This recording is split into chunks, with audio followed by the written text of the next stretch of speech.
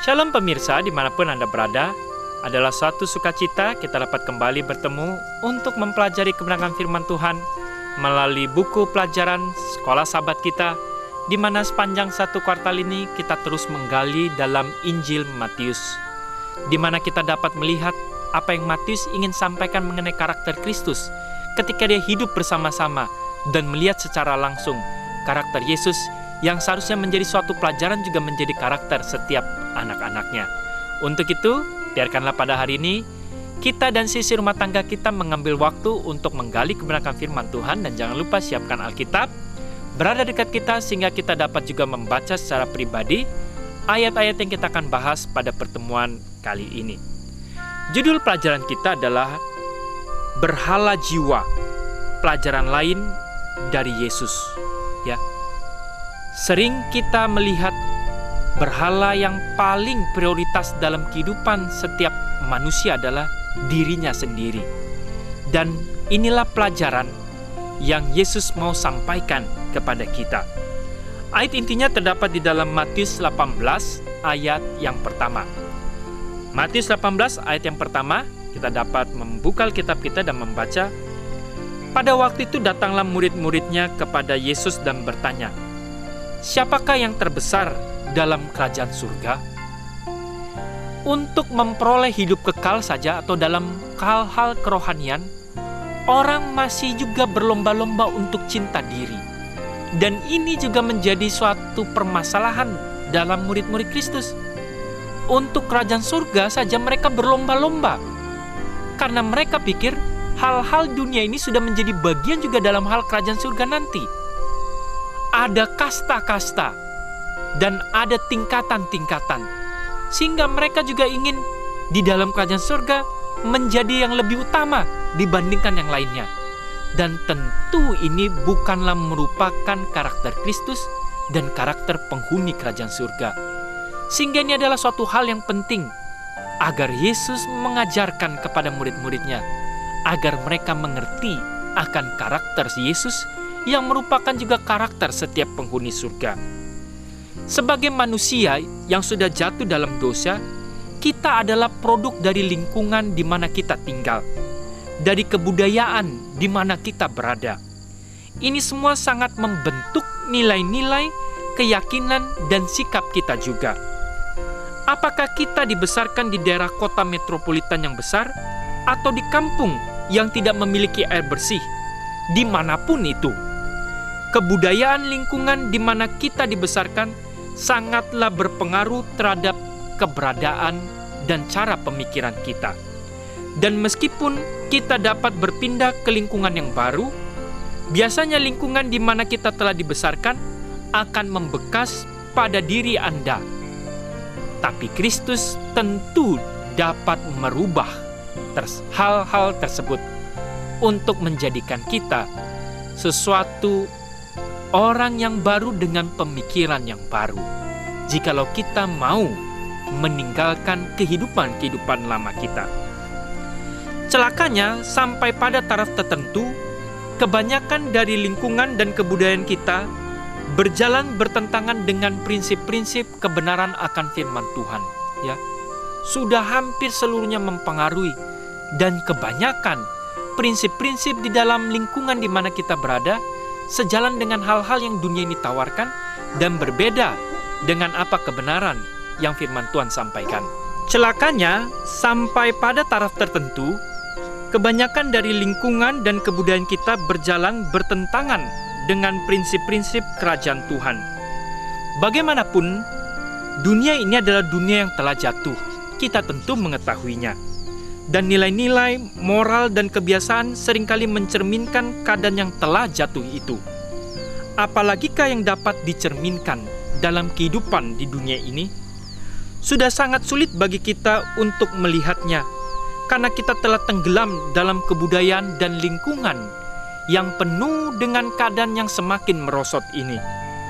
Tapi kita harus mengerti, Tuhan tetap terus bekerja, dan pekerjaan Tuhan itu mau menggunakan setiap anak-anaknya agar di dalam hati kita, di antara kita untuk menunjukkan kepada kita nilai-nilai, moral dan standar daripada kerajaan Tuhan. Untuk itulah Tuhan tetap memberikan terang kebenaran akan firman-Nya, dan Dia terus bekerja melalui setiap pekabaran-pekabaran yang telah dituliskan oleh hamba-hambanya pada saat dahulu kala untuk menjadi pengamar kepada kita, dan kebenaran ini tidaklah bisa dimusnahkan walaupun setan terus berusaha untuk memusnahkannya.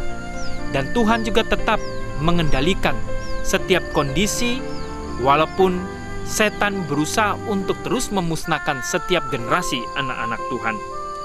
Sebagaimana kita lihat satu pekan ini, Kristus ingin mengajarkan bahwa hal-hal yang dunia tawarkan ini sangatlah berbeda dengan apa prinsip-prinsip kebenaran firman Tuhan. Sebagai contoh, jikalau kita ingin menjadi yang terutama, dunia ini selalu menganggap orang yang dilayanilah yang seharusnya menjadi yang terbaik. Tetapi Kristus mengatakan, jikalau engkau ingin menjadi yang terutama, hendaklah engkau melayani, bukan dilayani. Dan pelajaran-pelajaran yang berikutnya juga mengenai kebesaran pengampunan. Saat ini mungkin kebesaran seseorang dinilai dari keberhasilan harta duniawinya, dari posisi jabatannya, ataupun keterkenalan di dalam talenta-talenta yang dia miliki, sehingga dia menjadi seorang yang sangat terkenal. Tapi Kristus mengajarkan dalam satu pelajaran pekan ini bahwa kebesaran yang terutama adalah jikalau kita mau mengampuni orang yang bersalah kepada kita. Ini adalah suatu pelajaran kebesaran mengenai karakter Kristus. Dan inilah yang seharusnya menjadi suatu pelajaran kepada setiap generasi saat ini, agar mereka mempunyai suatu nilai moral yang semakin baik untuk kita dapat sejalan dan selaras akan kehendak Tuhan. Sebagaimana kita melihat apa yang dibedakan antara apa yang dunia tawarkan dengan yang Yesus tawarkan, dan murid-murid Kristus mempelajari hal tersebut, dan pelajaran itu juga seharusnya menjadi pelajaran kepada kita, karena berhala yang terbesar adalah berhala jiwa ini. Jikalau kita selalu ingin untuk menjadikan diri kita yang terutama, dan ini adalah sifat dan karakter daripada iblis pada awal mulanya, ketika dia menjadi tinggi hati dan ingin menjadi semua yang menjadi prioritas, dan mau menandingi akhirnya daripada Tuhan si pencipta tersebut. Apakah ini juga menjadi suatu pelajaran tentunya kepada kita pada saat ini? Dan pelajaran yang berikutnya yang kita juga dapat lihat, selama berabad-abad beberapa orang telah memberikan pendapat mengenai apa yang disebut juga dengan hukum alam. Apa yang kita dapat lihat dan pelajari dari hukum alam? Walaupun itu terjadi dalam berbagai bentuk dan rupa, idenya adalah kita dapat memperoleh dari dunia alami prinsip-prinsip moral yang dapat membantu menuntun tindakan kita. Ya, yang pertama, untuk mengerti akan moral, kita belajar dari kebenaran firman Tuhan. Pelajaran yang kedua, saat ini kita juga dapat melihat melalui alam. Kita lanjutkan. Dengan pengertian sebagai umat Kristen yang percaya bahwa alam adalah buku Tuhan yang kedua, kita dapat menerima bahwa ada benarnya mengenai pendapat ini, karena Paulus juga menuliskannya. Pemirsa dapat membaca di dalam Roma 1 ayat 18-32 mengenai apa yang Paulus ingin angkat akan hukum alam ini, mengenai apa yang orang harus pelajari mengenai Tuhan dari alam. Pada saat yang sama juga, kita tidak bisa melupakan bahwa dunia ini adalah dunia yang telah jatuh, dan kita memandangnya dengan pikiran yang telah jatuh dan tidak sempurna juga. Dengan demikian tidak heran bila kita dapat mengambil pelajaran moral yang salah juga dari alam. Sebagai contoh, salah satu pemikiran terbesar dari zaman filsuf Yunani yaitu Aristoteles, dia memberikan pendapat yang salah mengenai sebuah contoh perbudakan didasarkan pada pengertian akan alam. Dia melihat perbudakan itu tidak apa-apa, karena ini juga yang alam ajarkan. Kenapa dia bisa berpikir seperti itu? Bagi dia, alam menunjukkan ada dua kelompok. Manusia yang satu lebih rendah dari yang lainnya. Dia lihat dari alam ini ada pelajaran. Selalu ada dua kelompok. Ada manusia yang lebih mempunyai kekuasaan, dan ada manusia yang ditindas, ya. Kemudian dia juga belajar hewan dengan manusia juga seperti hal tersebut.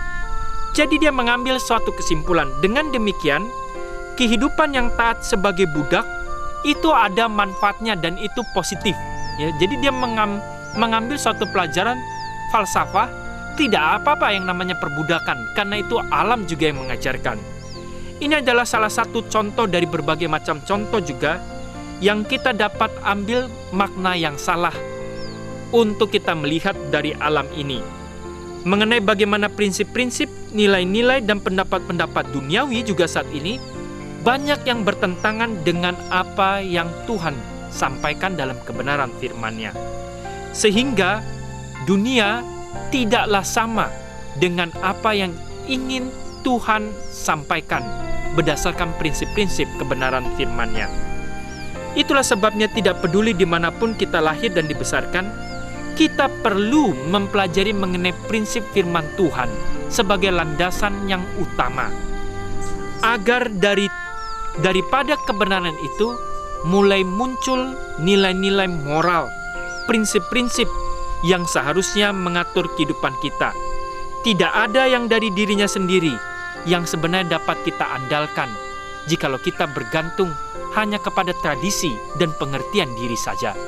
Kita harus mempunyai landasan dasar, yaitu adalah kebenaran akan firman Tuhan, ilmu pengetahuan dan kebenaran firman Tuhan, hukum alam, dan dasarnya tetap harus kebenaran firman Tuhan. Dan biarkanlah melalui pelajaran ini kembali kita diingatkan, kita harus berwaspada akan berhala diri sendiri. Dan biarkanlah kita selalu belajar kerendahan hati dan menjadikan dasar kebenaran Tuhan menjadi dasar landasan dalam kehidupan kita. Kiranya Tuhan memberkati.